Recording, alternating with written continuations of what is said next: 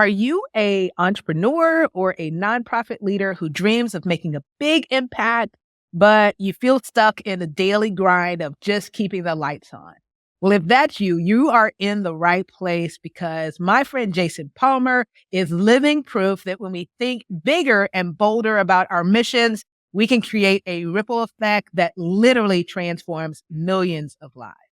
Well, Jason's journey from small town farm boy to presidential candidate and champion of conscious capitalism is a testament to the power of setting audacious goals and playing the long game. Growing up in a one stoplight town where corn outnumbered people, Jason never imagined that one day he'd be advising tech giants, leading a $250 million venture fund, or running for the highest office in the land. From his early days as a track star, learning the value of teamwork, to his conversion to Quakerism and embracing social justice, Jason's path has been marked by a willingness to question the status quo and imagine a better way forward. But it wasn't until he set a 25-year mission to lift 1 billion people out of poverty that he truly found his life's calling. So today, Jason is at the forefront of a movement to revolutionize how we approach business, philanthropy, and social change.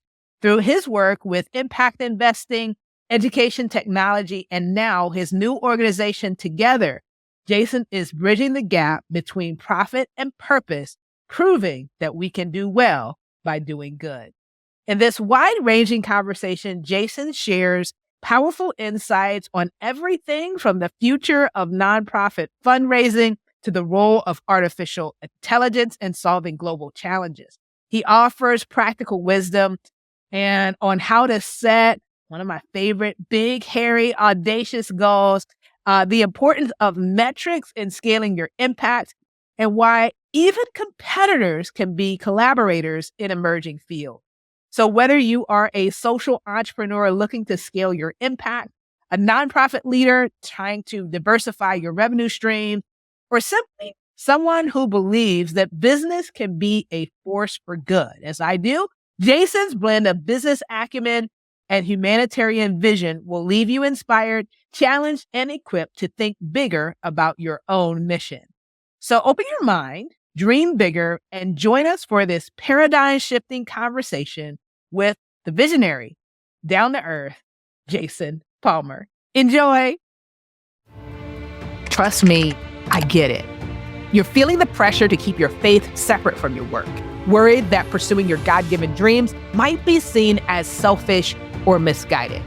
Here's what I've discovered. Our faith isn't a liability in our leadership. As a matter of fact, it's the source of our strength and wisdom. The real challenge is navigating how to boldly pursue our purpose while staying anchored in our faith. And that's exactly what The Beacon Show is all about. Each week, we bring you biblical wisdom and practical strategies from true beacons, Christian leaders who are illuminating the world. And it's also that you can let your light shine brighter and brighter. I'm Tamara Jackson, and this is The Beacon Show. Jason, welcome officially to The Beacon Show, where wisdom meets faith and success finds its voice. We have been having so much fun already. Agreed. I've been laughing, and it just feels like this is going to be just such an organic and great conversation. So I just want to thank you before we even get into it for making the time to be here with the audience and for all the wisdom that you'll share. Oh, Tam, thanks for having me. I'm looking forward to a fun time. Well, it already is. So I think, the audience has missed out on quite a few laughs already. But we'll catch them up as we go through the interview. Jason, as I was sharing with you, I always am curious about how people get to where they are. Your resume, if we call it that, is quite varied. You've done so many different things. Perhaps some things you thought you would eventually do and maybe others you didn't. So I wonder if you could take us back in time. Talk to us about how was life for Jason growing up as a kid? What kind of kid was he? Sure. So growing up as a kid, I grew up in Poughkeepsie, New York, and Averill Park, New York. And Averill Park, I sometimes describe as a town where we had one blinking stoplight, and it blinked yellow in all four directions. It was not a big enough town to have a red side of the four-way stoplight. And, more corn by about 100 times than people in the town. It was very much a farm town. My dad was actually a dairy farmer. My grandfather was a dairy farmer. But my dad actually brought education to our family and to our lives. He became a teacher of physics, and then he became a principal, and then he became a superintendent. So I was very lucky to grow up in an education family where education was a core value of our family. I went to a little school called Averill Park High School. I got involved with the track team. Track was my life in high school. It was all about competing and the team winning. We actually did win the Section 2 championships and came in second place at state meet. And it was a really bonding experience. When I look back, some of the best leadership examples I saw in my youth were my coaches of the track team and the cross country team. And that has inspired a lot of the way that I approach leadership through this day. And so that's a little bit of my background. I also grew up with a best friend who was my next door neighbor in Poughkeepsie, New York, when I was the young kindergarten, first, second grade. And he's ended up becoming my best friend for life, even though we moved away. And he was a Quaker, and he was actually the one that introduced me to Quakerism when I was younger. And many people still to this day, when I tell them I'm a Quaker, they're like, those still exist? Like they think it might be the oatmeal box or something like that instead of a real religion. And it really still is a religion. There are only 300,000 Quakers left in America. It's definitely a small religion, but it played a really instrumental part in our history, in the abolition of slavery, in equality for women, women's right to vote. They did the first gay marriage back in 1971, which was very, very early for that. And so I feel very proud of the fact that I have become Quaker over time. I wasn't born into it. It's a religion of choice for me.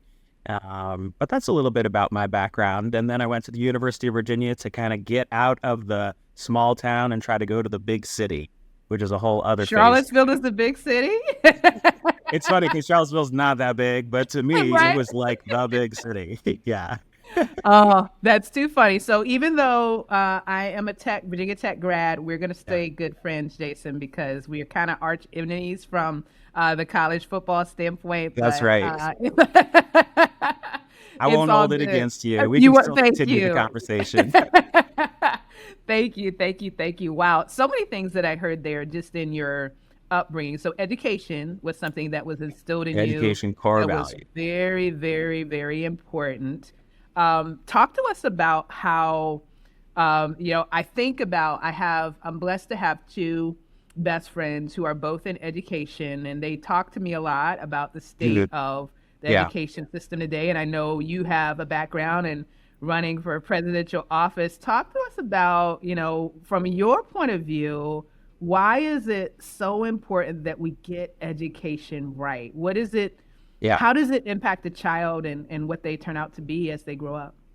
It is so important. And during the presidential campaign, I ended up writing a 10-page white paper about immigration. And I had planned to write a 10-page white paper about what should we do? What's the vision we need for education in America? And I found I could not write it. It's almost like I've been involved in it too long. I'm too in the weeds in some sense. And I know too many people who have different opinions, but I will attempt to do it here. Education is really important because it's the value of self-improvement that you can actually learn, that we can then conquer time and space. We can innovate and invent things. There's so much in terms of learning how to be a better person, learning how to make income so that you can take care of yourself, learning how to be a good friend.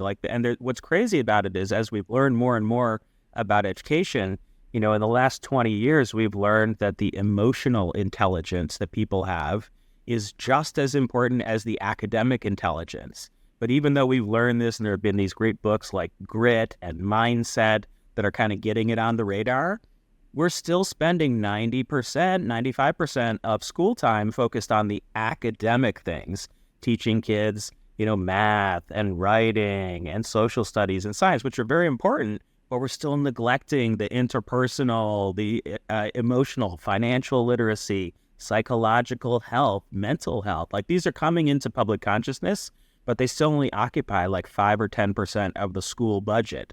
And that's one big thing that I just see is, if we came back 50 years from now, half of school would be about emotional well-being and mental well-being and being able to interact with other people. And we kind of just take it for granted that it'll happen automatically instead of realizing it needs a curriculum, it needs cultivation. And some people are naturally better at it than others, but everybody can learn it. And so I kind of have wandered off the reservation a little bit. No, you're good. But that's No, some it's of what I'm thinking about with education. And we do need to have more funding for mental health and for emotional intelligence in schools. I agree 100%. And as you were going through that, I was thinking, what I've heard is as we went through the pandemic, that it only exacerbated some of these issues because many children were at home. They didn't have the opportunity to play with their friends and it's so and all true, the things that are so important that technically aren't within the curriculum of math, science, all the things that you talked about. But those are things that we learn at school when we're interacting with others. So part of me also wonders, like, all of the challenges that we have within the educational system. And then on top of that, what did that couple of years end up doing for the kids that are growing up right now? It sounds like we have a lot of work to do right by them. We have so much work to do. I mean, we don't even have a complete national understanding of why education is so important, but it is really clear that if you get more educated, you will earn more in your life, you will live longer, you will be happier. But our system is moving so slowly to evolve to the actual things that kids want to learn. One of the companies I invested in was a company called Nepris, and their kind of killer app was that they allowed teachers to go out and get experts in the field to present in their classroom, kind of like this over a Zoom-like connection. And so if you were teaching slopes in the classroom as a math teacher, you could actually reach out and get somebody who designed roller coasters for a living and pipe them into the classroom. Or you could pipe someone from SpaceX or NASA or Pixar or anywhere. Think of anybody. And teachers would ask for different volunteers, and then the volunteers would get beamed in not just to the one classroom, but then other teachers could kind of log in and show it to their classrooms too. And they sometimes had thousands of classrooms interacting with people from various different professions, and then they could explain to the kids how it connected to the learning that you were doing today. Because this is the number one question kids always have is, how does this matter? Why is this going to matter? Am I going to use this or not? Hydroponic greenhouses, and you live in a farming community, you're like, hey, maybe I could bring that to my community and we could grow so much more. And, this type of thing was happening all over the country, still is. The company ended up getting acquired, and the parent company is now called Pathful, but is still being beamed into, hundreds of thousands of classrooms all over the country to connect learning to what is it going to matter later on. Wow. I can only imagine. That sounds so much more exciting for kids. Like, I think they will want to be a part of that type of program versus there are videos of the kids kind of going crazy to ask a question. It's very exciting interaction. Wow. Yeah.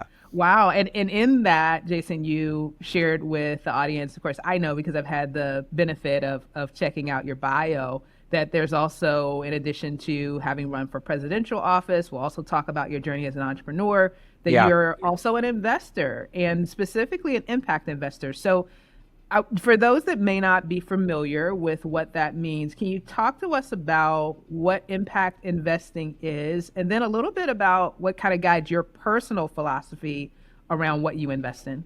Sure, absolutely. So an impact investor is a type of investor who invests in companies that are trying to do good for the world. They're both trying to build a sustainable, profitable business, and they actually have a mission. And in this case, Nepris, the company that I was mentioning, its mission was to make school more engaging for students. And then they came up with creative ideas about how to make school more engaging. and they sold their platform into schools. And so Nepris ended up becoming a very successful company. It got above 10 million in revenue. It was in tens of thousands of schools. It was profitable before it was acquired. So it actually went through the whole life cycle over a 10-year period of a normal, successful business.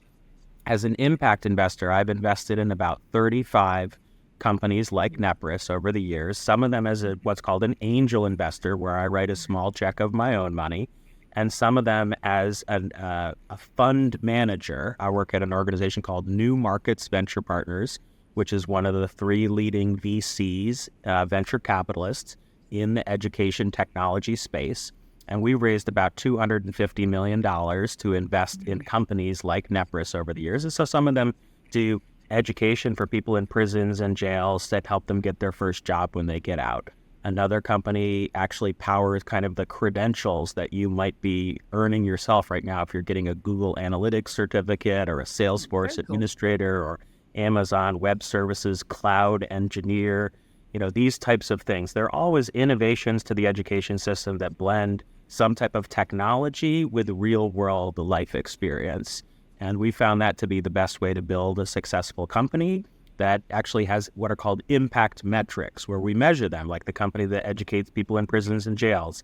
How many people did they help get a high school diploma? How many people did they help get a job after they left prison? How many people recidivated versus the population that didn't have that particular program?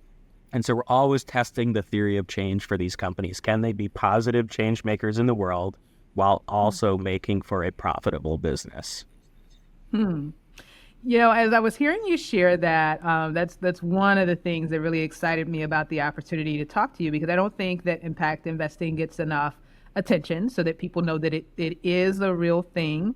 That there is a real thought process that goes into the types of projects that you support. A lot of the people that are going to be watching this or listening to this, funding is one of their main challenges that they're trying to figure out to scale their operation. So I'd love to dig into this a little more. But before I do, I just want to, for the benefit of the audience, I could imagine someone listening or watching us and thinking, well, if we're trying to do good, why not just make it a nonprofit?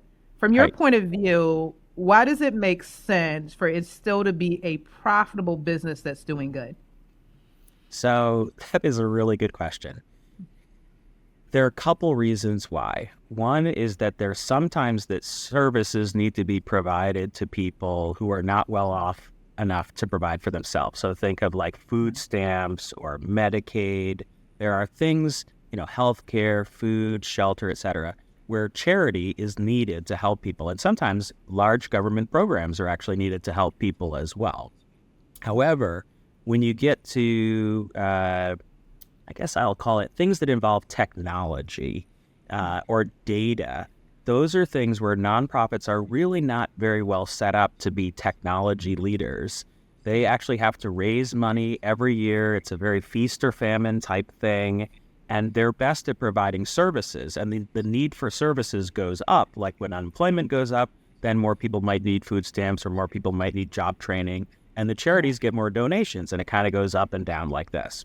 However, if you're trying to build a technology that's going to improve the world, like providing digital education to people in prisons and jails, or providing a new certification regime, anything that involves technology, then it's better to be a startup company that actually takes in investments and tries to grow that company. Maybe you're not going to become Uber or you're not become Facebook and a billionaire, but there are quite a few companies in the education technology space that have become worth $100 million or more. And these are successful companies and investors can make money. We've made 3 to 10 times our money on lots of companies, more than 15 companies that we've invested in. And so those are not, the grand slam home runs that a venture capitalist in Silicon Valley would want. But in our case, we've gotten really good that 90% of our companies succeed and generate at least a 1.5x or 2x return. And then you can make it a profitable, sustainable impact investing firm as well. Really, really cool. Now, as I heard you share that, I was thinking, well, how did it just so happen, and I don't think it's a just so happen thing, that 90% of them are profitable? So there must be some work that you're doing in addition to investing your dollars. Yes. Yeah, I'm envisioning Shark Tank because that's one of my favorite shows. We are But you're like also Shark letting Tank, your but it goes a little slower. It doesn't all happen within 30 minutes. yeah, it takes a little bit longer than that, right? But you're Does. lending your expertise to help guide these companies so that they get on the right path. So I wonder if you could talk about what are some of the things that you often see that are holding some of these companies back from really getting to that next level that they're aiming for? There are many things. So in the very beginning, uh, the toughest thing is to figure out sort of product market fit, Mm, is what it's called. And that's, is there actually a need from a customer that they're yeah. willing to pay you for, or that you can generate revenue from, where you solve that problem and they pay you enough money that it covers your costs? This is the number Mhm. one reason why businesses fail, is they don't solve that basic problem market fit. The other reason is that sometimes entrepreneurs are not able to grow their organization. You and I probably know, hundreds of people who have like a one-person business or a Yep. two-person business, and the idea of adding that third person is so difficult for them. How could I pay for that person? What would they do? And so, even though the Small Business Administration says there's 35 or 40 million businesses in America, that kind of overstates it, because Mm, 80% of them are one or two person businesses. They're not really a business that has 10 to 1,000 employees and is really yeah. generating lots of revenue and has, diversification of workload. And so Mm, that's the second thing, is that the CEO just can't see bigger than a two-person organization and just kind of can't figure out how to make it bigger than that. And then the third reason that they don't succeed is they, just don't do the basic sales and marketing activities. It's really surprising to me how many times I meet companies where they've built an incredible whiz-bang technology, can slice bread and do magic tricks and this and that. And then I say, well, where's the sales and marketing? They're like, well, we think it's so good, it'll just sell itself. And then, you look at their numbers, it doesn't sell itself. And so too many companies underestimate how important it is to have just as many sales and marketing people as you do product development or operations mm, people. And so I'll all the time see companies where it's like 90% product and ops people kind of working among themselves, with like interesting. one lone salesperson trying their best to generate revenue. It happens That so one much person. that it really is like its own whole category into itself.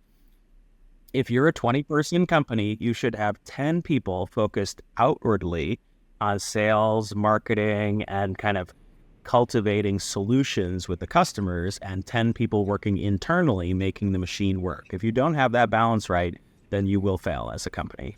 Wow. Now that's a big, big, big statement, but I'm so glad that you've made it. I will tell you, I'm glad you've touched on this because within my circles, this is a tension that often happens when you say Mm-hmm. you are a person of faith Yep. and then you realize, hey, actually, no, if you build it, they will not come. And just because it's great doesn't mean that they will buy it. And then you realize, hey, I actually do have to figure out this marketing and sales thing. But then again, there's this tension of, well, is that the right thing to do? And I'm supposed to give and all of these great things. Right. So now I'm going to circle back to your journey to becoming a Quaker.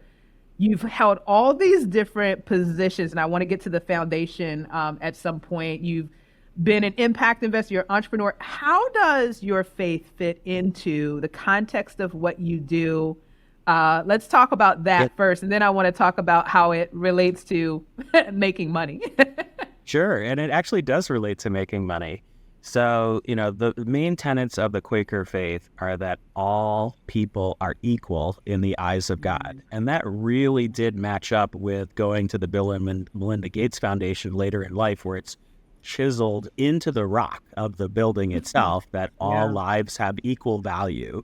And this was very Mm, important in the early days of Quakerism back in the 1600s.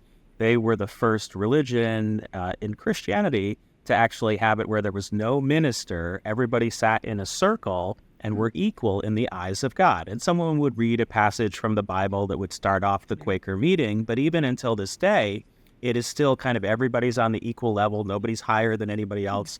there is somebody who's the clerk, but they're sort of the administrator of the finances of each Quaker meeting house. They're not somebody who actually is like in charge or leading the religious services. Everybody's equal in the eyes of God. That's the number one core value. And that, extends all the way to my presidential campaign and trying to help those who are least well off in our society, trying to create a more equitable innovation economy is a key value of mine. Peace is very important. Quakers are well known for their peace testimonies, for marching for peace back in the Vietnam War, the Iraq War, the war in Afghanistan. And so when war broke out between Israel and Palestine, I was one of the first people to say, we need to do whatever is possible to have a ceasefire, an exchange of hostages, to try to get back to a place where there can actually be peace and a two-state solution between these two peoples who are both living under corrupt governments. And I always do see things, even with Ukraine and Russia, where it's a little bit more black and white there is the focus on the people. What can we do to keep more civilians alive and not just be thinking in terms of military strategy? Always think, how can we save the most lives? How can we bring peace to a region? That's a very important Quaker value as well that is throughout everything that I think of.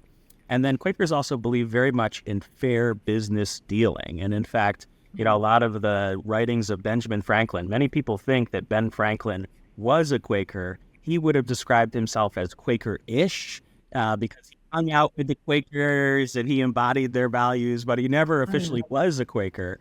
But a lot of his, you need to treat people fairly in business. You need to charge a fair price. You need to be an honest business person. These all roll into my conscious capitalism platform in my actual presidential campaign, which was the number one platform, is we live under a capitalist system that does bring us all this innovation and all these products and services.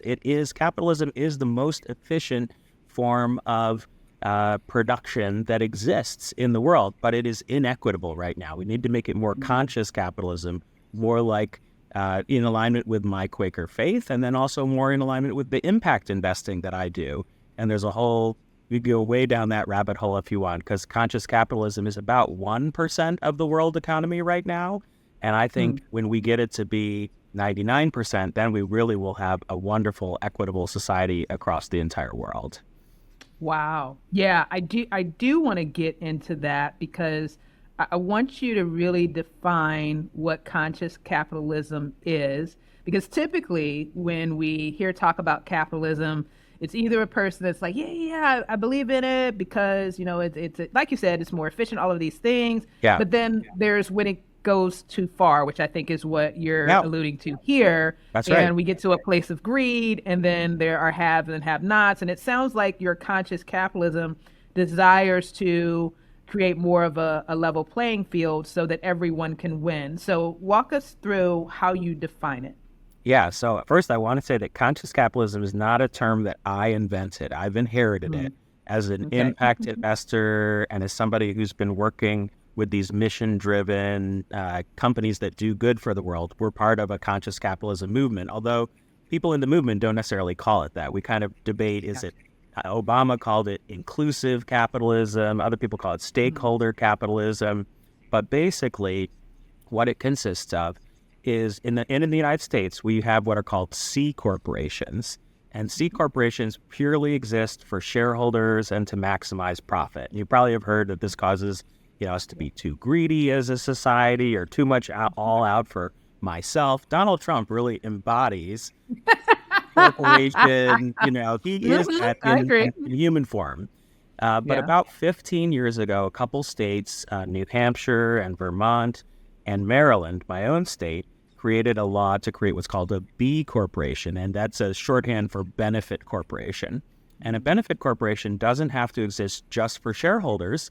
It can have multiple stakeholders. So it could actually write into its bylaws, we exist for the shareholders, we exist to improve the livelihood of our employees, we actually exist to have these impact metrics, or we're going to try to improve education or life of people who are getting out of prisons. And you can have a whole multi-stakeholder bylaws for your company, and then you don't just have to be only about profit. And there was actually one company in Baltimore, named it Laureate Education, which is a university. It's actually a system of universities around the world that went public. And they were, for a while, the first billion-dollar benefit corporation. Probably people who are listening to this have heard of Ben & Jerry's as another benefit corporation. It got bought by Unilever, which is considered by some to be sort of the largest multinational. Whole Foods is a benefit corporation. Patagonia is a benefit corporation. At this point, there are 10,000 or more benefit corporations that are out there that exist to serve these multiple stakeholders. And then there are investors like me, and there are actually 1,000 people like me in the impact investing community who invest in these companies. And then some of your listeners may have also heard of ESG, which is a way that large Fortune 500 companies now grade themselves on their environmental, social, and governance metrics. And this was introduced just a few years ago. It's been a theory for about 10 years, but it was introduced a few years ago. Now 99% of companies in the S&P 500 actually track their environmental, social, and governance to try to be in alignment with these conscious capitalism principles. So in a way, the whole world is becoming conscious capitalist, but it's sort of happening in a fragmented way that nobody's ever brought together and explained as a whole theory, like I'm attempting to do. Yeah, no, I think you've done a really good job here. So then this brings me back to the question that I posed, and you said, yeah, it does tie to making money, is why does it make sense for everything to not be free, for people to actually have to pay for it, and for those that are, and I think this really applies to both audiences that typically listen. We have the entrepreneurs, the business owners that are really holding on to their faith and struggle with charging a fair price, as you talked about, as a part of your Quaker values. And then there are the nonprofit leaders that have to face the reality that you still need money, even though you want to serve and you want to bless all these people. The nonprofit cannot be successful, sustainable, grow, and impact more people if you can't get money in, which means you still have to make an offer and get people excited about it, right? So help us understand why, from your point of view, money isn't evil. Because I think that's really what we have to address, is to get to a place where we don't see money as a bad thing, that we recognize its potential. So I'm curious your thoughts on that, Jason. Sure. Well, I'll start a long time ago. So writing started back about 10,000 years ago in Mesopotamia, which is in the Middle East, very close to Israel and Jerusalem today, or Iraq in ancient times. And almost all of the initial writing that we can find is lists of inventory and buying and selling goods back and forth. And so the beginning of writing was like, I'll give you 4 bushels of wheat and you'll give me 3 casks of beer. It really is things like this. And so at the very beginning, and this is why the cities formed in the Middle East the way they did, and then also in China, when you look at ancient Chinese writing, it's the same thing, is that at the very beginning, there was a need for trade, as some people became good at farming and some people became good at hunting, and then others got other specialties. You know, all the different specialties, building houses, leatherworking, metalworking, etc. It all was about trading things with each other. And it turns out that when this gets bigger and bigger and bigger over time, it actually is what runs our whole society.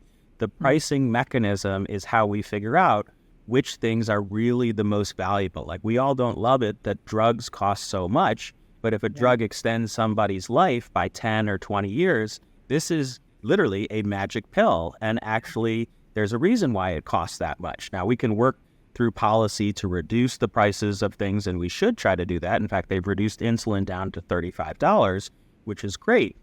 But a lot of these things are only invented because they have a price attached, because somebody could actually make more money creating the better, way to harvest wheat, or creating the better way and less expensive way to make beer, or inventing the steam engine, or inventing the computer.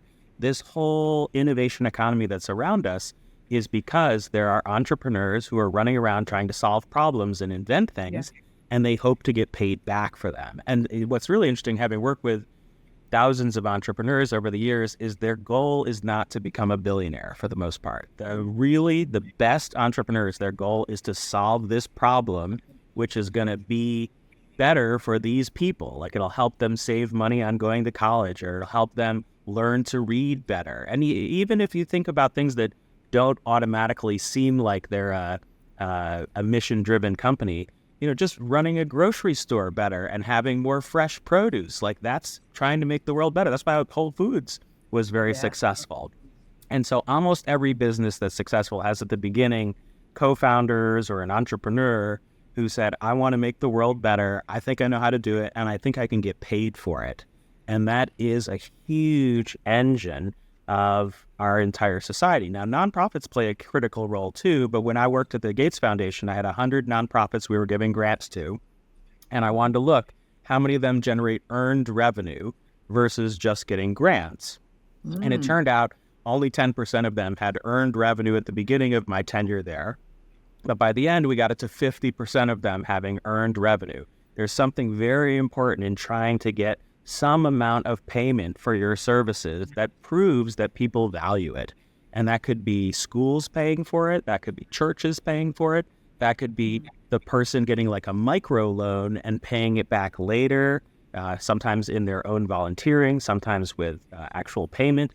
But this is built into human nature, is that if people pay for something, they care about it more. They've made a conscious choice to buy something or engage in a transaction. And it literally goes all the way back, probably way more than 10,000 years, but I like to start 10,000 years ago with those Mesopotamian tablets. That is so good. Oh my gosh, there's so much. We could probably talk for days. I hope that wasn't too long. That was almost like a seminar. No, that's amazing. That's exactly what we need, what the audience needs. And as I heard you unpacking that, I was thinking, well, gosh, even though, we have entrepreneurs over here, we've got nonprofits over here, what I'm hearing you say is the nonprofit still, you want to have that entrepreneurial or business piece within what you do, so that people value it. Most successful nonprofits find a way to generate this earned revenue.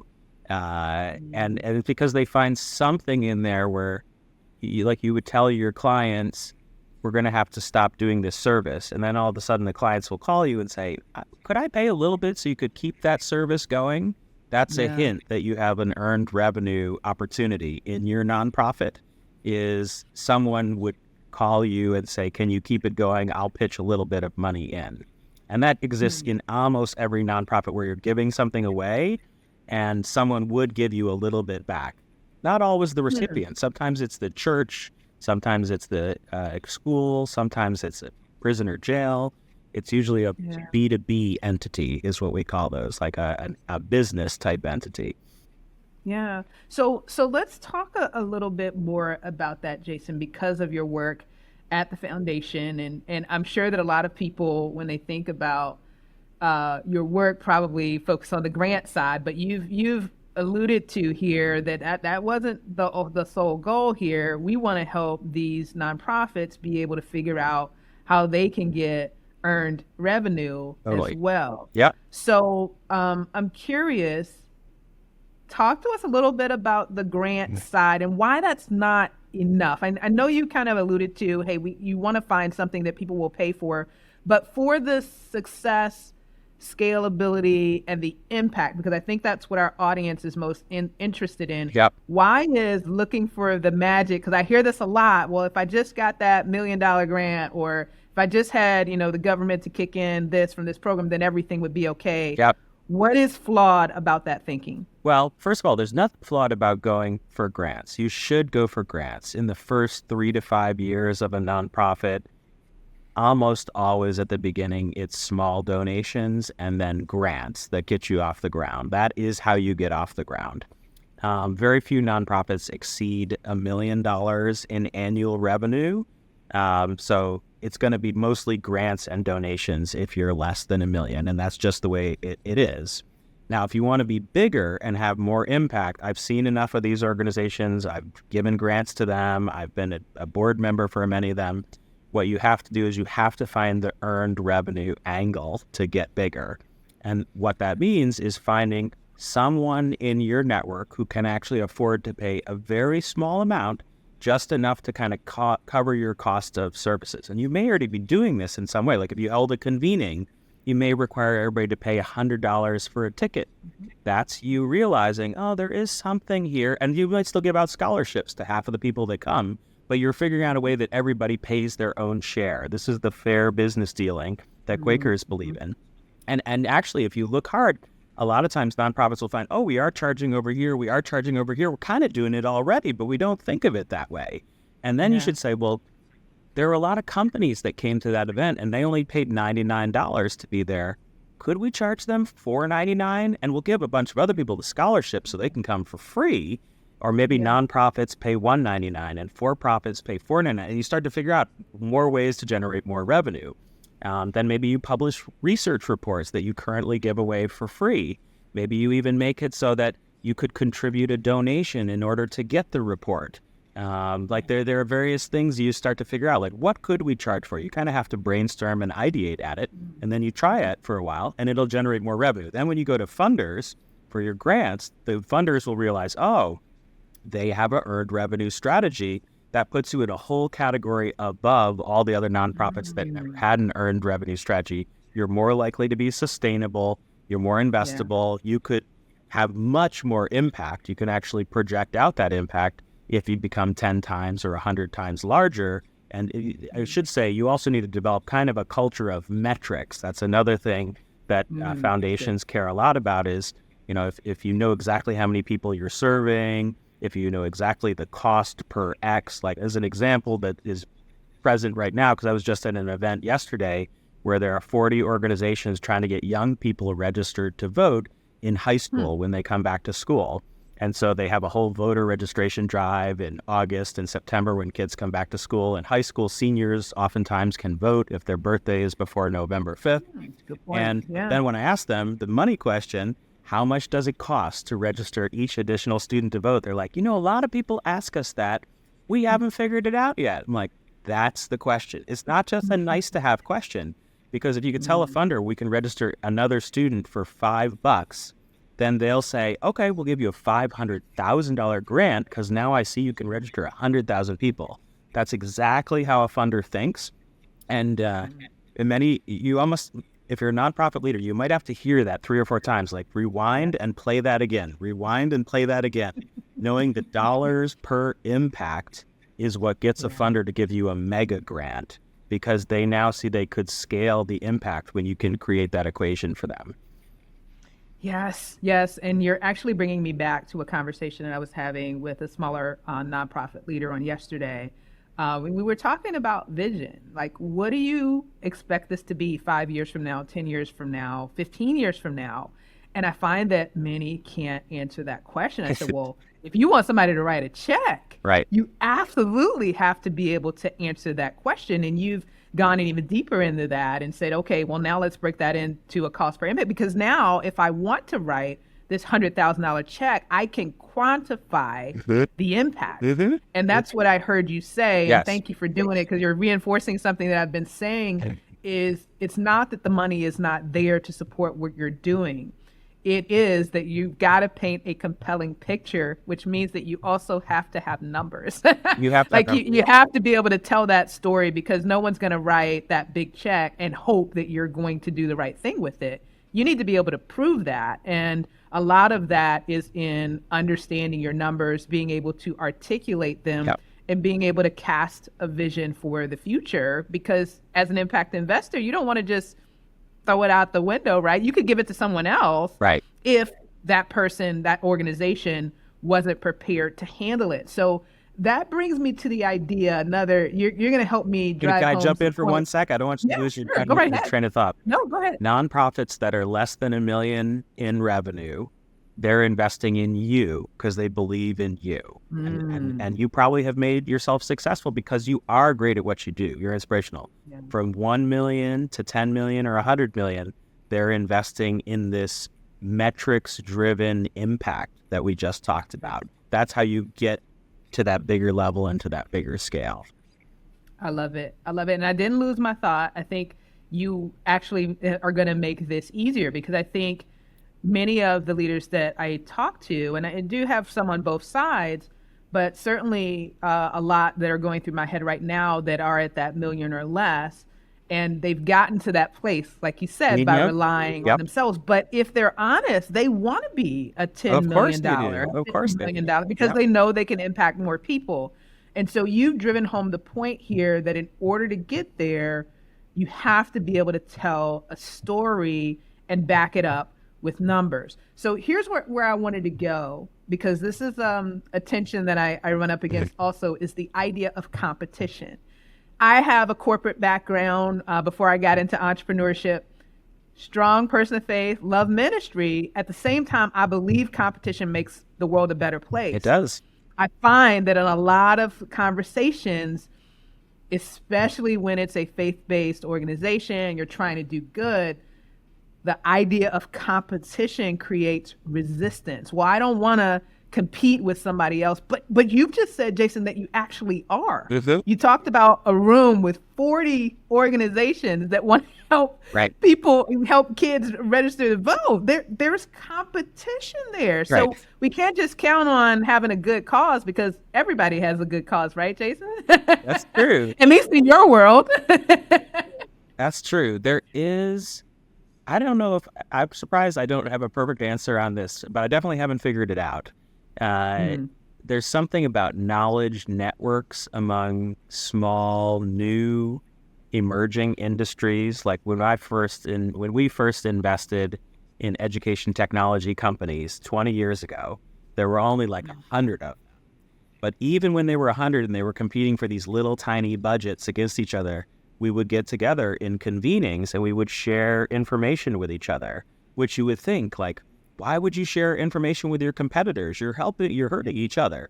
And it's because at the very beginning of an industry, when it goes through that S curve, you're just trying to figure out, like, what does the customer really want? What is the product market fit? Who are the buyers? What should the price be?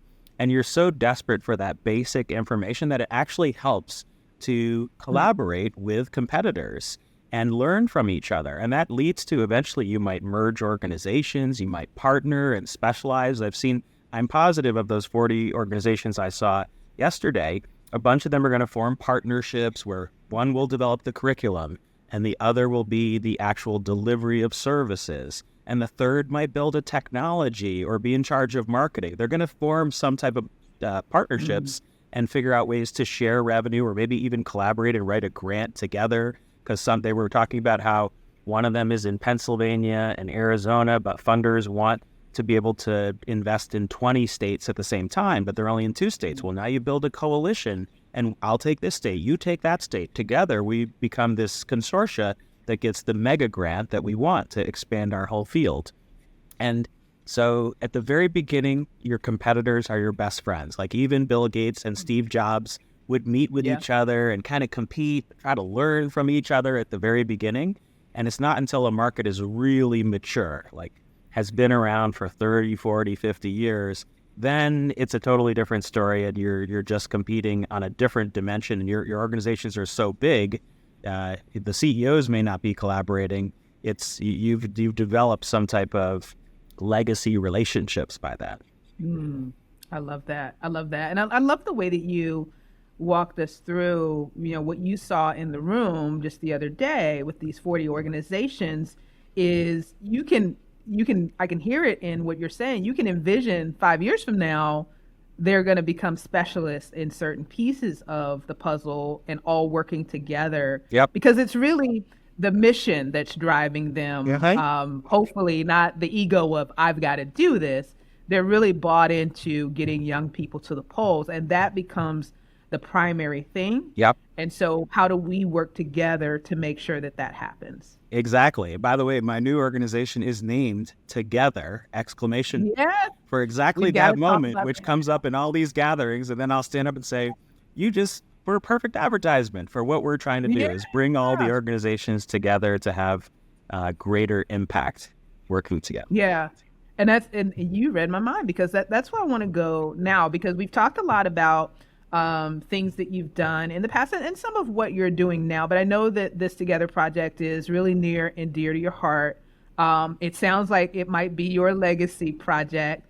Talk to us a little bit about Together and how the idea was formed.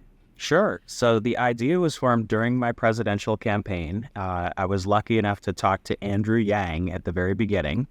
And he said, if you're That's lucky, cool. I said, what are the three things you would advise me? And two of them were related to the campaign, but one of them was related to Together. And he said, make sure you know what you're going to do at the end of the campaign. How are you going to take all that energy and momentum and transition it into the next thing? And he said, this was something he wished somebody had told him when he ran his presidential campaign 4 years ago. And so we figured, what are we going to do? What are the core values we care about? We were running for president because we thought the country needed younger leadership. So how can we invest in younger leadership? And we're trying to invest in 20 young people who are running for Congress. But we also looked at what are my natural strengths. My natural strengths are entrepreneurs want to work with me, not just so I can write a check to them, but so they can get advice and learn about how their industry is going to evolve and how to find product market fit and how to hire a team of 20 people, these types of things. So we're building a technology platform and a service to help people who are younger with their causes, companies, and campaigns so that you can raise money more easily, so that you can get advice and mentoring more easily, and so that you have a greater chance of success. Because 95% of businesses fail in the first 5 years, and 95% of campaigns fail as well. And if we can get more information out there, make it easier to fundraise, make it easier for you to tap into networks through technology tools, we can actually make the whole entrepreneurial ecosystem more efficient. And I'm kind of shocked that nobody's done this yet. A lot of accelerators and incubators have done it kind of in their local area, so they're going to be my natural partners to build this out. And then there are other organizations like Junior Achievement and foundations that focus on entrepreneurship that are natural partners as well. And I used to be the board chair of a group called Village Capital, which is one of the leading providers of impact guidance to small companies that are growing all over the world.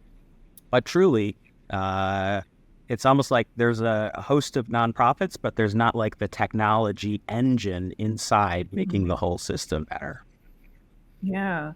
As you were walking us through that, Jason, I started thinking about conversations that I've had with leaders around AI and what is the future and how does it impact the work that these leaders do. I'm curious, what are your thoughts? I know that it's definitely picking up steam right now. It seems like there's a race to figure out what is going to be the AI tool of choice. And it's my belief that this will just continue to happen, right? It will. Because It will. everyone's going to keep trying to figure it out and there will be more and more tools and technologies. How are you thinking about incorporating that, specifically AI, in the work that you're doing at Together? Yeah. At the very beginning, we're trying to set concrete goals that are 6 months away. So we're trying to get 20 young people elected to Congress. We're trying to build V1 of the technology platform, which will enable young people to register to vote and find volunteer opportunities and find jobs that are in politics. Because I'm just coming out of the presidential campaign, and this is also a season when $15 billion will be invested in all the political races that are going on. We've decided, let's start there. There's a lot of money that people want to invest. They want to get young people involved. They want to build technology.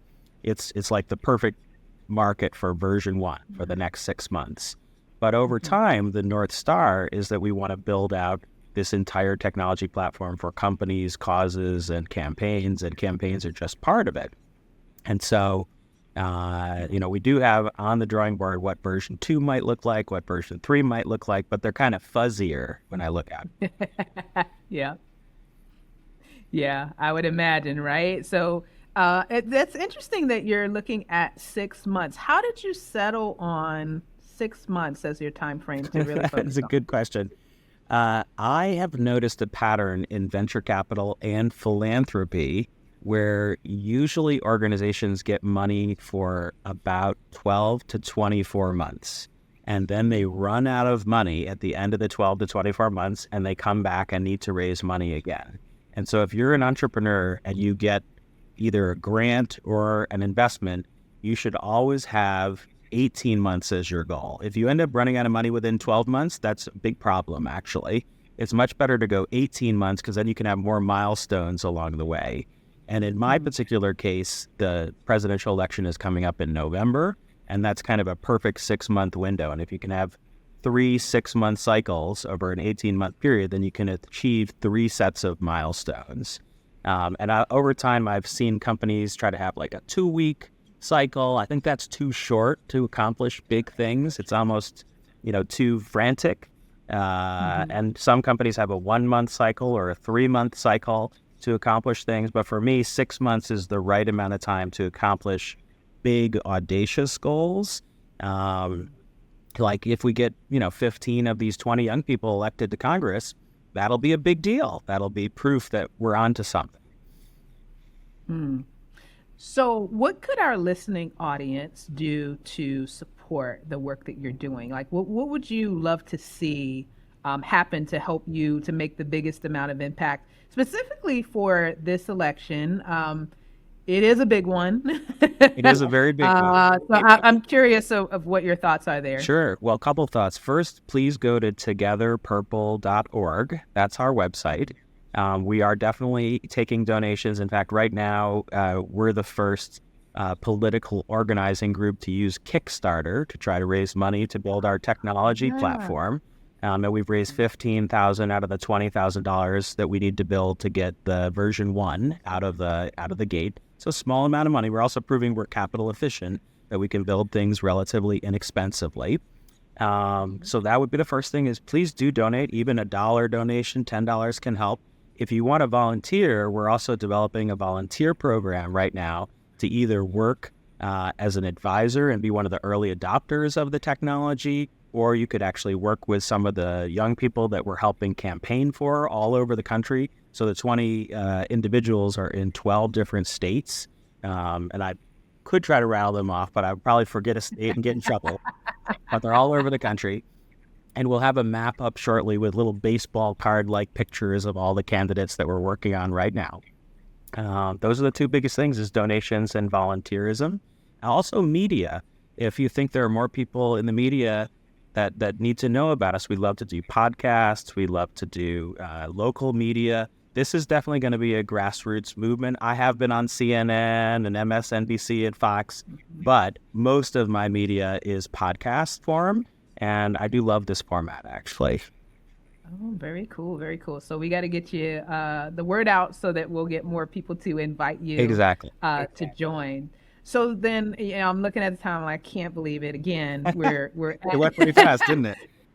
Yeah, it goes so fast. So I wonder, as we're wrapping up here, Jason, you've had the experience of working both in the nonprofit space, as an entrepreneur, and as an impact vector. There's so many things that you could talk about. Is there one piece of advice that you could give that would be perhaps universal to all the leaders that might be listening to us, that would help them as they look forward to the next 5 or 10 years? 100%. The one piece of advice would be to find what it is that is your true passion that you want to commit yourself to for 10 years or longer. Now, that doesn't necessarily mean just doing one job for 10 years. I was very lucky that back in 2001, I read a study about people who'd graduated from Princeton University. When they graduated in 1976, they had them write down, like, what is your vision for your life, or what is your mission that you want to accomplish in your life? And these were all Princeton grads, and so they've had very good lives because they went to a great school. But the ones that had more concrete goals, like I'm going to build a $1 billion company, or I'm going to help reduce poverty in Africa by such and such, or I'm going to have 4 children, like the more precise their goals were, when they checked back 25 years later, those people with more precise goals had accomplished incredible things, no matter how audacious the goals are. And most of us are so busy in our daily lives, we just can think 6 months in advance or 1 month in advance. But if you can set out there a North Star for yourself that's 10 years out or 25 years out, then that really can give an incredible amount of purpose to your life. And I've been on a 25-year mission that I wrote in 2001 after reading that article that said I'm going to work at the intersection of education, entrepreneurship, and technology and try to lift 1 billion people out of poverty. And that explains why I worked at the Gates Foundation, why I've been an impact investor, why I've started the companies that I started, and even why I decided to run for president, because I do think we need conscious capitalism for the entire world to help lift everyone out of poverty all over the globe, not just in the United States. So I'm still on that mission. Yeah, you are. You've made a lot of progress, though, is what I've heard through the many different roles that you've had. When all is said and done, Jason, what is it that you hope that you leave behind? And maybe that's part family, maybe it's part impact investing, or through your entrepreneurship. Answer it however it comes to you. What do you hope to be remembered for? That is a really good question. I have thought a lot about this. I do think this might be too psychological, but I'm very worried that nobody will show up for my funeral after I die. What? I know this is so weird, right? After all this stuff? It weirdly impacts me. It weirdly impacts me, and I care a lot about, I think I want my tombstone to say, he left it all on the field. He gave it his all. That kind of is true to who I am. And it might also, in the footnote say something like, and he was always trying to figure out better and better how to have the most impact. I love it. I love it. Well, listen, I believe that people will be there. They will be celebrating all of the things that you've been able to accomplish, some of which we've talked about today, and then even what is to come. We're believing that you have more years ahead of you to continue to make an impact. And I just want to thank you on behalf of our audience for stopping by, for sharing so many nuggets. This has been like a masterclass for our audience. It's going to be a blessing to them, and we're going to make sure that they have all the information that they need to get in contact with you at Together and support the work that you are doing. And I certainly wish you God's best as you move forward into all of this. Jason, thank you. Thank you so much. Appreciate it.